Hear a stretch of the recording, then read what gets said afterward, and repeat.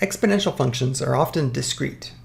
In problem 4, interest is paid only once a year, so the graph consists of individual points corresponding to t equals 1, t equals 2, t equals 3, and so on. It is not continuous. Both the table and the graph show that there are never exactly $1,500 in the account and that the account will not contain more than $1,500 until the 9th year. To model a discrete situation using an exponential function of the form y equals ab to the x power, you need to find the growth or decay factor b. If you know the y values for 2 consecutive x values, you can find the rate of change, r, and then find b using r equals y2 minus y1 over y1 and b equals 1 plus r. Problem 5. Writing an exponential function. Endangered species. The table shows the world population of the Iberian lynx in 2003 and 2004. If this trend continues and the population is decreasing exponentially, how many Iberian lynx will there be in 2014? Consider the table. The world population of Iberian lynx in the year 2003, population of 150. In the year 2004, a population of 120. Use the general form of the exponential equation, y equals ab to the x power, which is equivalent to y equals a times the sum 1 plus r raised to the x power. Step 1, define the variables. We can let x be the number of years since 2003, establishing 2003 as our starting point, and we'll let y equal the population of Iberian lynx. Step 2, we'll determine r. We can use the populations for 2003 and 2004. We'll calculate r, as shown, y2 minus y1 over y1. In this case, that's 120, our population from 2004, minus 150, our population from 2003, divided by 150.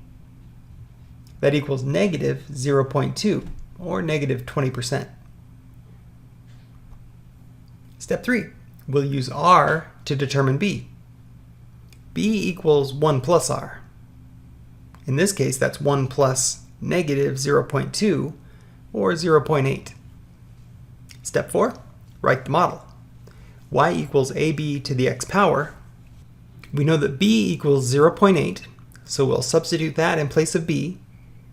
We know 2 pairs of x and y values that are related to one another, and we can find a if we substitute 0.8 for b, and one of our xy ordered pairs will leave just one variable.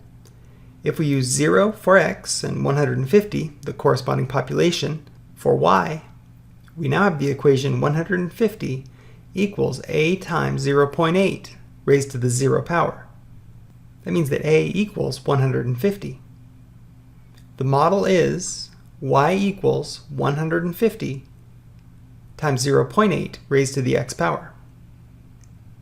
Finally, in step 5, we'll use the model to predict the population in 2014.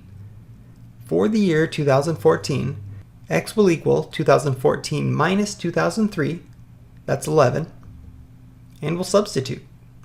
Y equals 150 times 0.8 raised to the x power, but in place of x, we substitute 11, and find that this is approximately equal to 13. So we state, if the 2003-2004 trend continues, there will be approximately 13 Iberian lynx in the wild in 2014. Your turn, part A. For the model in problem 5, what will be the world population of Iberian lynx in 2020? And part B, a reasoning item. If you graph the model in problem 5, would it ever cross the x-axis? Explain.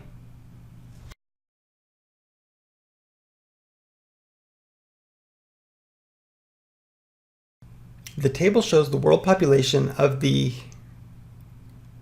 Okay, Google, how do you pronounce Iberian lynx? That's pronounced Iberian lynx.